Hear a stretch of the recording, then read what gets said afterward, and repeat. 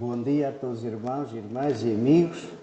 Saudar-vos na graça e na paz do nosso amado Deus, neste dia 24 de maio do ano da graça 2026.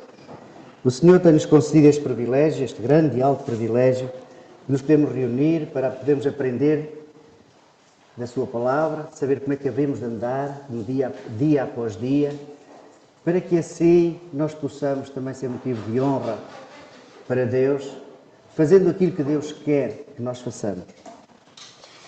A meditação que trago nesta manhã, para juntamente ou em conjunto meditarmos, tem a ver com um zelo tremendo, de um homem bom. Então podemos dizer que o título da mensagem é O Zelo de um Homem Bom.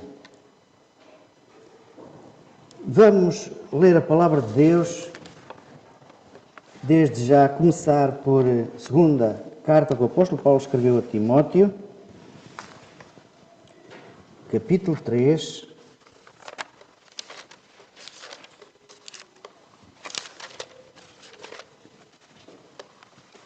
versículos 16 e 17, que diz assim a Palavra do Senhor. Escreveu Paulo a Timóteo. Capítulo 3, 2 Timóteo, capítulo 3, versículos 16 e 17.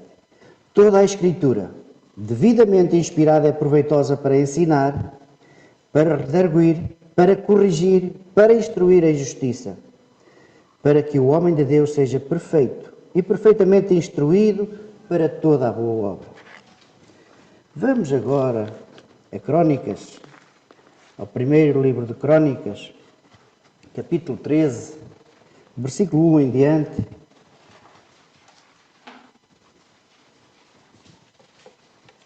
Primeiro livro de Crônicas, capítulo 13, versículo 1 ao versículo 14.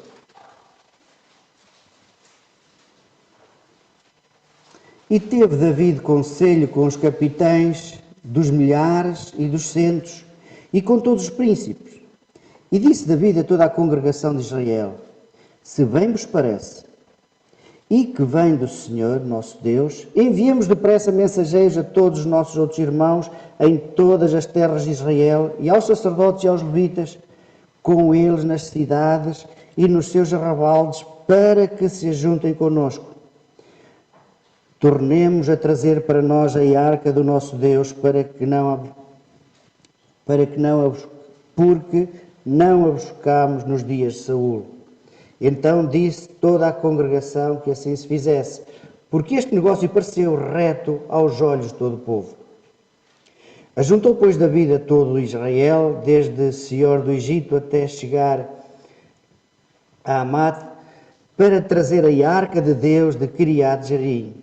E então Davi, com todo o Israel, subiu a Bala e Dale e Kiriat Jearim, que está em Judá, para fazer subir dali a arca de Deus, o Senhor que habita entre os querubins, sobre o qual é invocado o seu nome. E levaram a arca de Deus sobre um carro novo, da casa de Abinadab, e Uzai e Ai guiavam o carro. E Davi e todo o Israel alegravam-se perante Deus com toda a sua força em cânticos, com harpas, com alaúdes, com tamboris, com símbolos, com trombetas. E chegando à eira de Sidom, estendeu Uzá a sua mão para ter mão na arca, porque os bois tropeçaram. Então se acendeu a ira do Senhor contra Uzá e o feriu, por ter estendido a sua mão à arca, e morreu ali perante Deus. Davi se encheu de tristeza de que o Senhor houvesse aberto brecha em Uzá, pelo que chamou aquele lugar Perejusa até ao dia de hoje. Melhor dizendo, traduzindo, o castigo de Uzá. Naquele dia temeu Davi ao Senhor, dizendo: como trarei a mim a arca de Deus? Pelo que Davi não trouxe a arca a si, à cidade de Davi, porém a fez retirar à casa de Obed-Edom o Geteu. Assim ficou a arca de Deus com a família de Obed-Edom 3 meses em sua casa, e o Senhor abençoou a casa de Obed-Edom e tudo quanto tinha. Ainda no capítulo 15 do mesmo livro, versículo 13,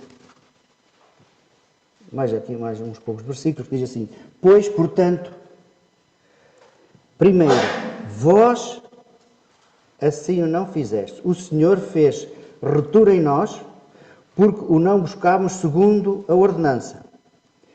Santificaram-se, pois, os sacerdotes e levitas para fazerem subir a arca do Senhor, Deus de Israel. E os filhos dos levitas trouxeram a arca de Deus aos ombros, como Moisés tinha ordenado, conforme a palavra do Senhor, com as varas que tinha sobre si. E disse Davi aos príncipes dos levitas que constituíssem a seus irmãos os cantores com instrumentos, músicos, com alaúdes, harpas e símbolos, para que se fizesse ouvir, levantando a voz com alegria. Levantando a voz com alegria. Bom, até aqui a palavra do Senhor. Vamos então abordar este tema acerca de quem era o homem bom. O homem bom aqui, que eu lhe dei o título, era Uzá. Mas o que é que se passou no meio disto tudo? Israel vivia momentos de grande alegria, porque um rei novo, que era Davi, tinha colocado no seu coração levar a arca para Israel. Era um dia de muita alegria para Israel. Davi e todo o povo, eles alegravam-se, eles cantavam. Eles tinham uma alegria imensa que exteriorizava. Mas algo de errado aconteceu. No pico da celebração, da festa, houve algo muito triste. Os bois tropeçaram na eira.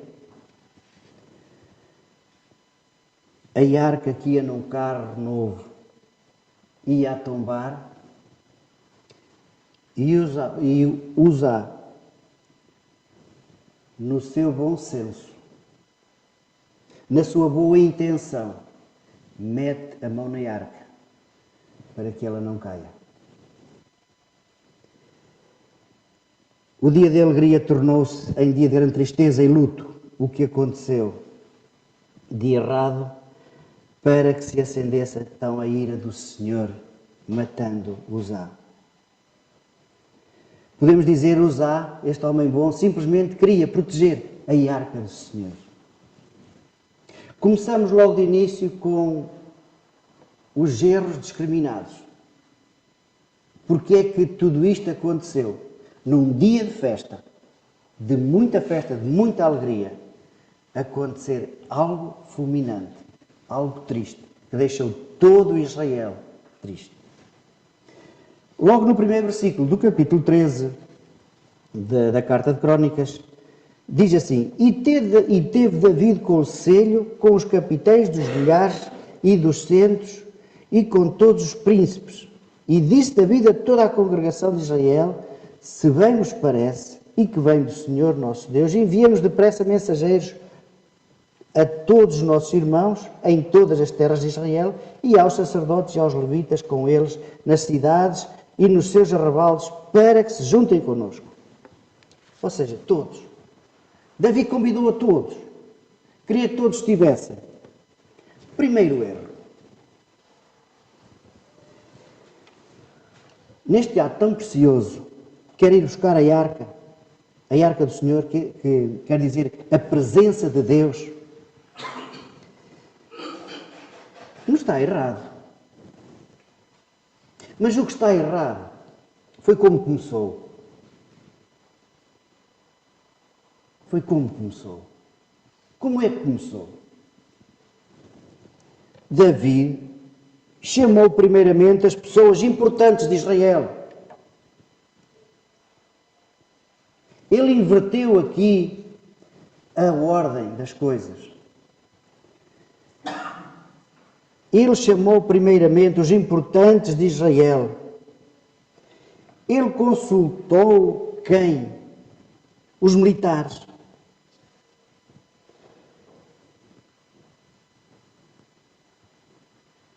Mas será que existe uma maneira certa para ir buscar a presença de Deus? Perguntamos.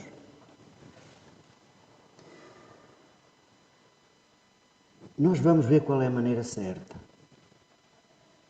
Mas para já deixai-me mostrar-vos os erros que Davi cometeu e nós certamente também os temos cometido e a chamada atenção do Senhor para nós é para não os tornarmos a cometer. Para que no meio da alegria não haja tristeza, não haja amargura e dor. Pois bem, o primeiro erro foi este. Chamar, em primeiro lugar, teve Davi conselho com os capitães dos milhares dos centros e todos os príncipes. Foi chamar então o exército, apoiou-se no exército, apoiou-se nos mais ricos, nos mais famosos, apoiou-se em quem? Naqueles que tinham influência entre o povo, aqueles que eram muito importantes,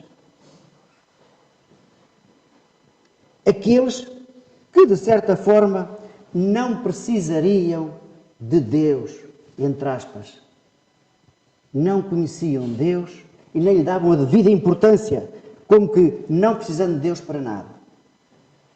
Eles eram os principais, eles eram os mais importantes, foram os primeiros a serem convidados para a festa. Devemos consultar em primeiro, irmãos, o Senhor.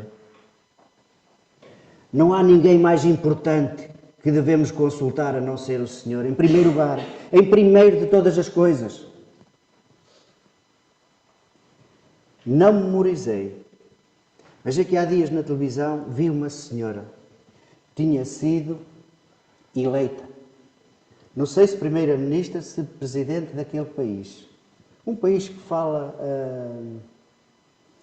espanhol, sei, dos lados para aqueles lados do Equador, não posso precisar. O que eu fiquei tão contente ouvir aquela senhora a dizer, em primeiro lugar, agradeço a Deus por vos ter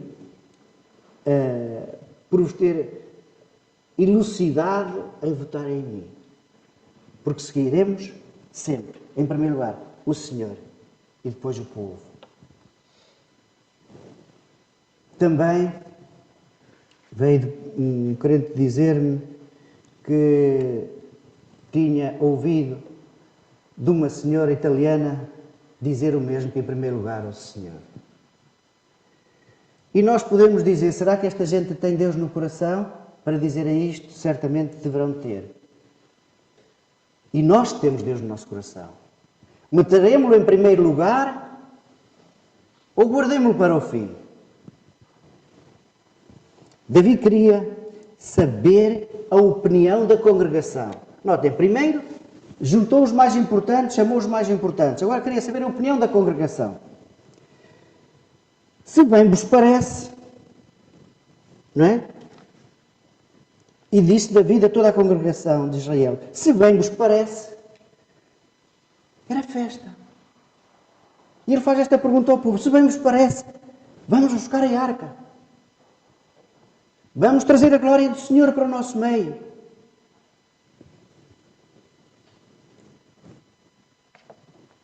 E que vem do Senhor, nosso Deus. Enviamos depressa mensageiros. E que vem do Senhor. Todo este processo está confuso. Tornemos a trazer para nós a arca do nosso Deus. Porque nos dias de Saul, não nos valemos dela, pois estavam afastados da glória do Senhor. David colocou a opinião do povo acima da opinião do Senhor. Infelizmente, quando o povo apoiou David, o povo já não queria saber se as coisas vinham do Senhor ou não. Era o que lhes dava interesse. Era festa.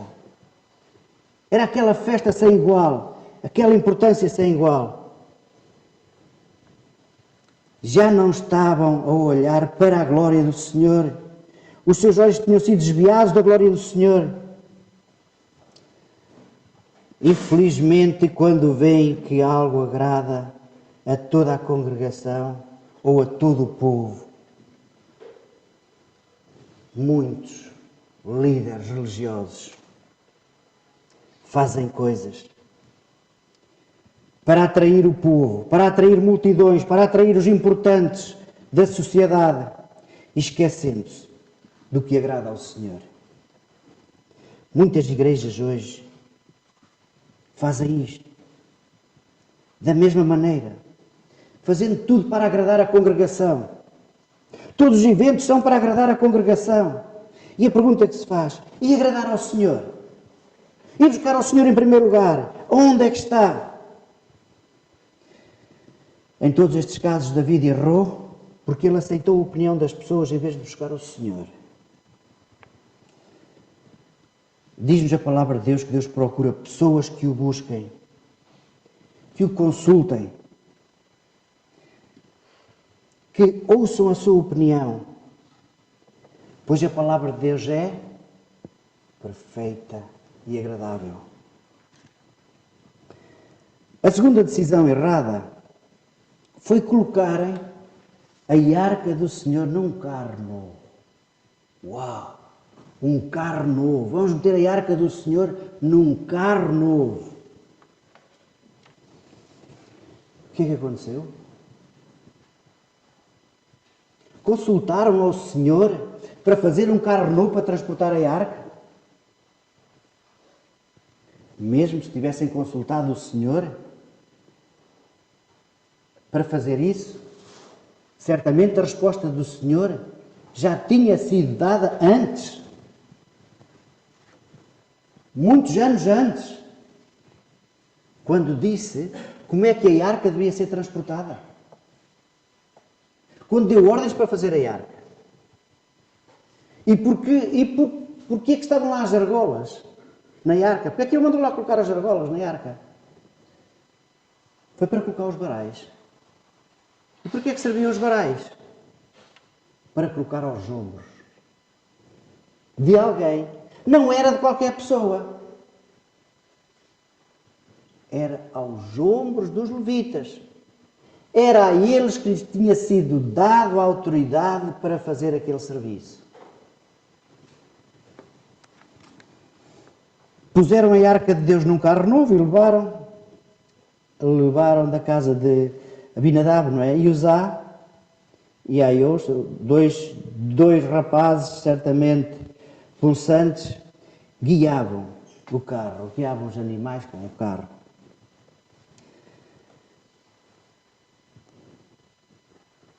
Pois o zelo ali não faltava. Estava tudo ao pormenor. O zelo de David e do povo não faltava. Fizeram todas as preparações para que a arca fosse trazida a Jerusalém em toda a sua glória. Pois bem, Deus havia dado instruções específicas, como vos disse há instantes, sobre como se deve carregar a arca. Então vamos a Êxodo. Êxodo capítulo 25.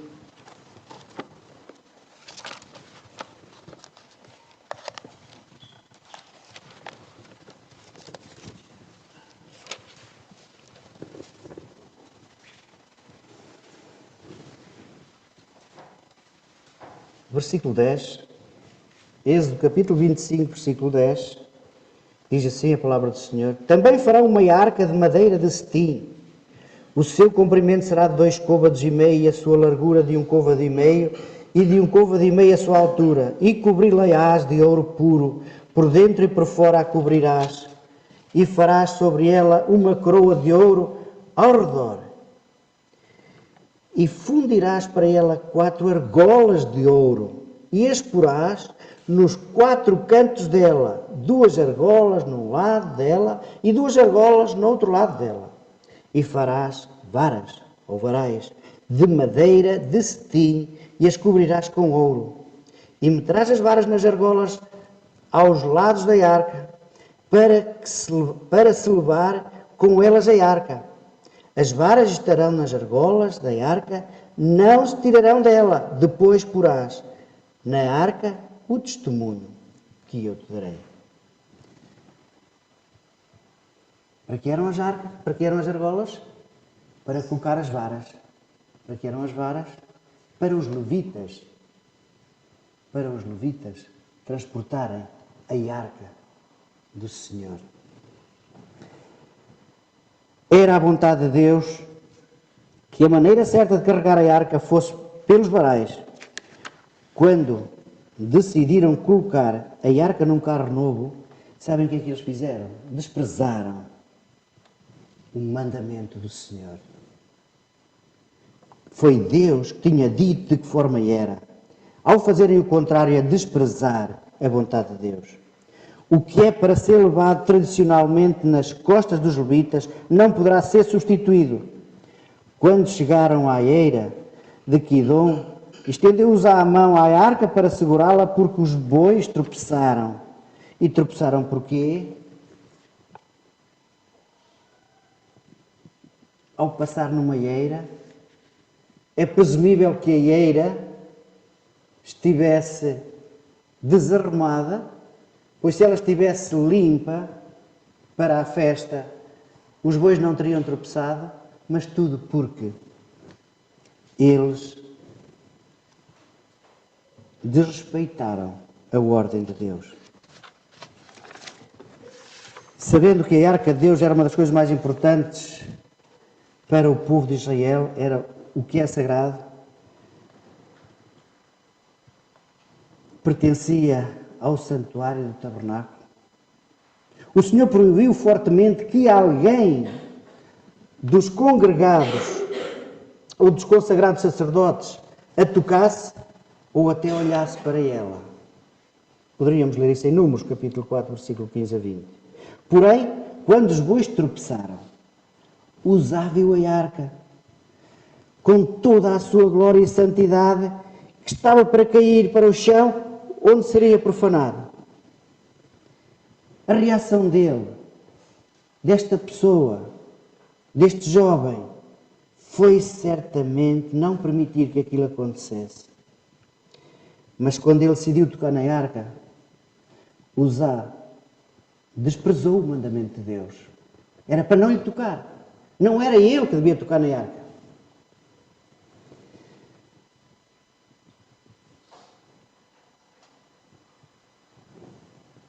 Uma lição para nós. Quando Deus diz e deixa escrito na sua palavra que é assim, é assim. Não vamos inventar. Quando Deus enviou a lei, foi para a nação de Israel. Quando Deus responsabilizou os levitas, era somente para eles. O sacerdócio era somente para os levitas. O transporte da arca era somente para os levitas.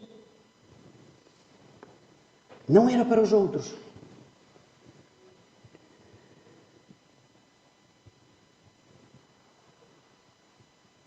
Não tentes fazer o que não é da tua responsabilidade. Não tentes fazer o que não é da tua responsabilidade. Há uns anos, se calhar já contei esta passagem sucedida, que um pintor estava a pintar na rua, estava a pintar um quadro, um bonito quadro.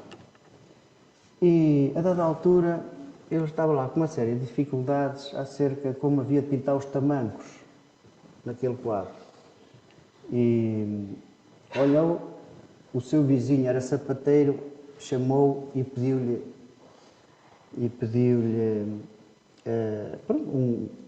uma informação ou uma opinião acerca de como deveria pintar os tamancos.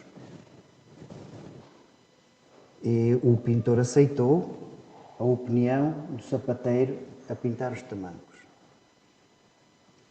O sapateiro Ficou orgulhoso com aquilo. Ficou orgulhoso, estou contente. Lindo quadro.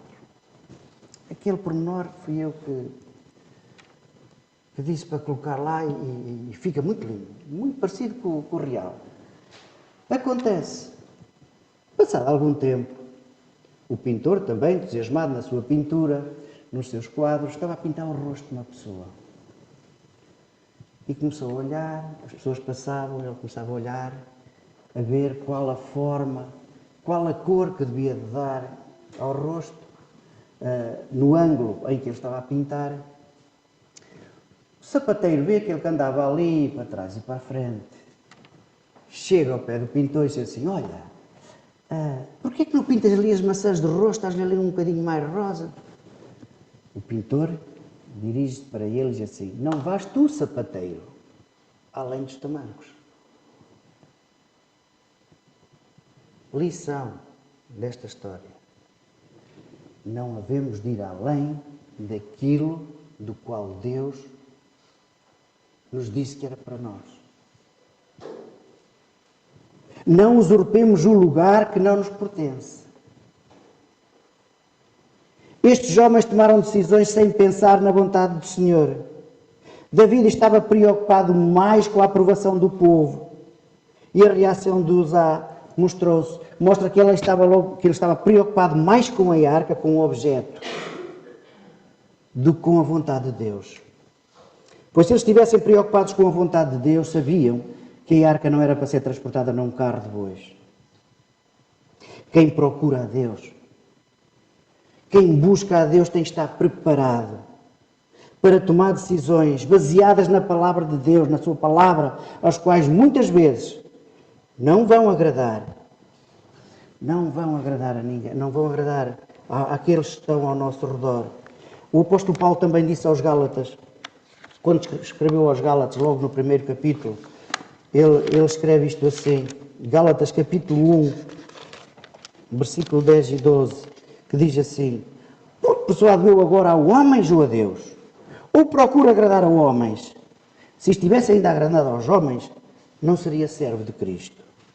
Mas faço-vos saber, irmãos, que o Evangelho por mim foi anunciado, não é segundo os homens.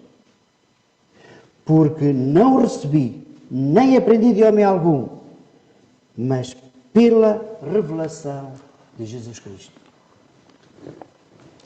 Era Gálatas capítulo 1, versículo 10 a 12.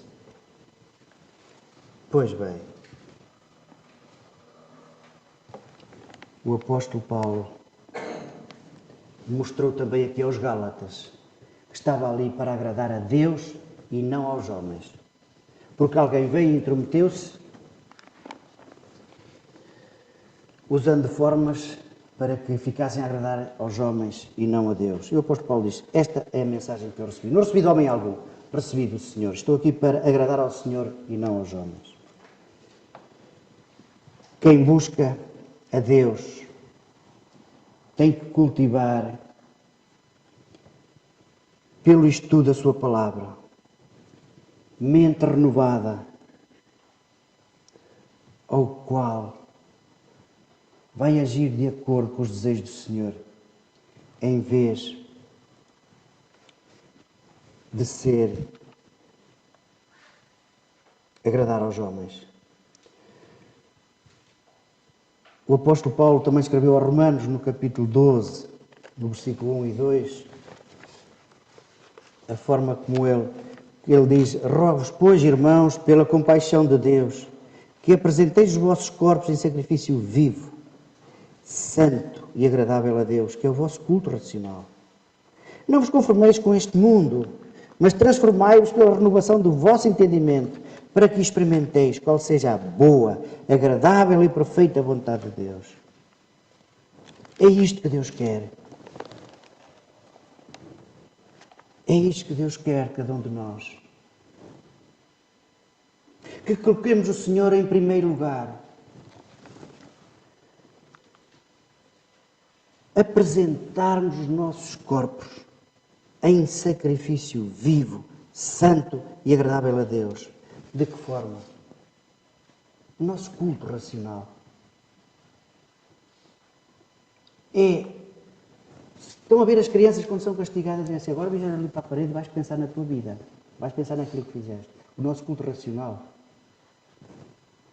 é estarmos diante da palavra de Deus, diante de Deus, e dizer, Senhor, mostra-me aquilo que tu queres para mim. Usa-me. E o Senhor diz, então olha, não te conformes com este mundo, mas transforma-te pela renovação do teu entendimento. E de que forma é que nós podemos fazer isto? Meditando na palavra de Deus, debruçando-nos sobre a palavra de Deus e vendo aquilo que Deus quer que nós façamos, para podermos experimentar qual seja a boa, agradável e perfeita vontade de Deus.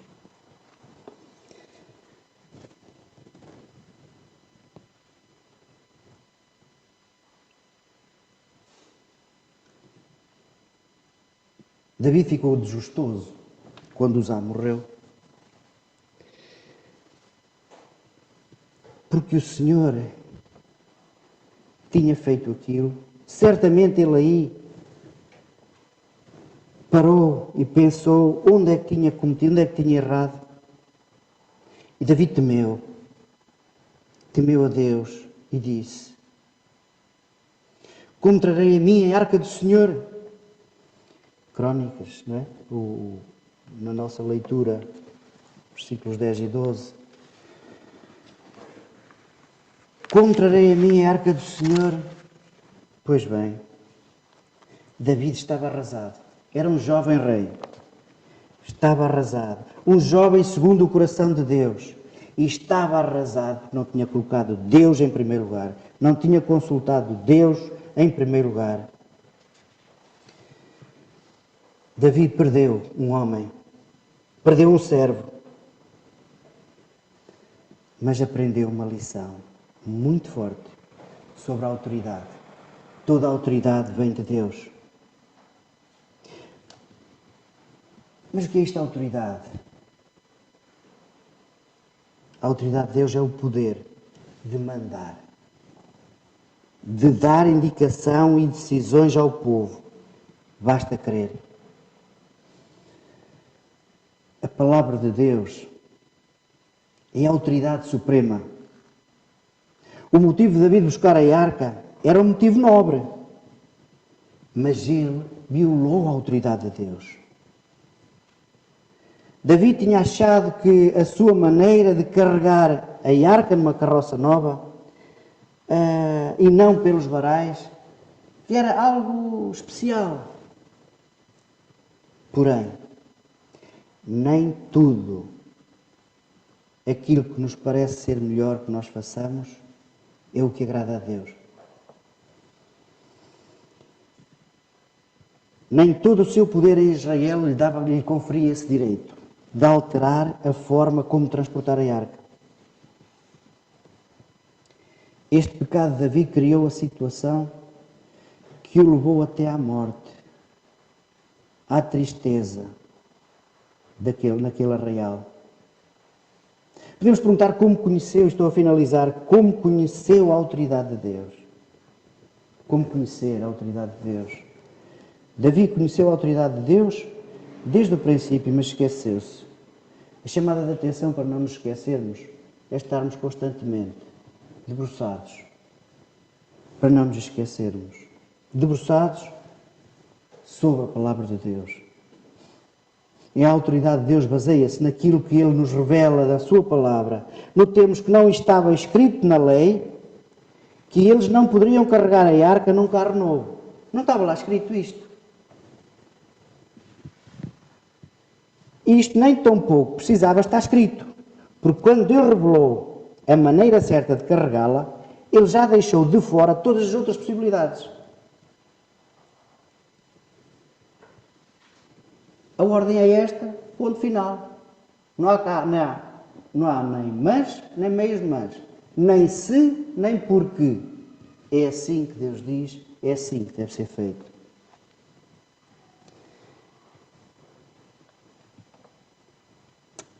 A autoridade de Deus funciona desta maneira.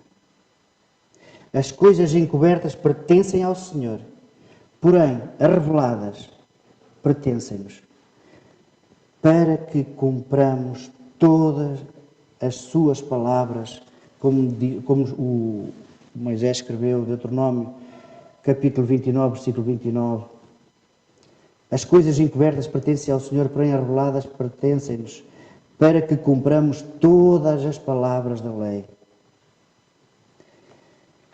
Quem quer agir de acordo com a autoridade de Deus tem que saber o que Deus revelou e não o que Ele não revelou. As palavras que Ele escreveu ao apóstolo Timóteo, ao seu servo Timóteo, foi para que, dizendo que toda a palavra de Deus é proveitosa. Não alteres nada da palavra de Deus. Se estamos neste período da graça de Deus, olhemos para aquilo que Deus disse para vivermos neste período da graça de Deus. No dia 24 de maio do ano 2026, o Senhor nos concede esta graça de lhe podermos obedecer, honrando e glorificando, andando segundo a sua palavra. Como diz o apóstolo Paulo, segundo o mistério da graça que lhe foi revelado. O Senhor os abençoe.